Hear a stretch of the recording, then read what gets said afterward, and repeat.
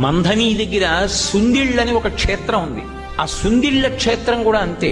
నరసింహస్వామి, యోగ నరసింహస్వామి. అసలు ఆ క్షేత్రానికి బయలుదేరితే బాహ్యాంతర శౌచములు లేకపోతే అసలు ఆ ఊరికి వెళ్ళనివ్వడు. దారి తప్పిపోతుంది కారు, ఇంకోవైపుకి వెళ్ళిపోతుంది. ఆ ఊళ్ళో ఉన్న వాళ్ళు కూడా తీసుకెళ్లలేరు. నాతో స్వయంగా అక్కడ వేద పండితులు చెప్పారు, ఆ ఊరు వెళ్ళలేము, దారి మర్చిపోయి ఎటో వెళ్ళిపోతుంది కారు. ఒకవేళ వెళ్ళినా ఆ దేవాలయం రాజద్వారం దాటి అడుగు లోపలికి పెట్టలేరుట, స్పృహ తప్పి పడిపోతారు. ఆయన అనుగ్రహము ఉంటేనే లోపలికి వెళ్ళడం. నేను ఆ క్షేత్రానికి వెడతాను అని అడిగినప్పుడు కూడా నన్ను తీసుకెళ్లినటువంటి వేద పండితుడు ఏం చెప్పారంటే, అయ్యా ఇత పూర్వం ఒకసారి నేను ఒకళ్ళని తీసుకెళ్లబోయి దారి తప్పిపోయాను, నాకే గుర్తులేదు ఆ ఊరేమిటో. ఆ ఊరికి ఆ ప్రభావం ఉందండి.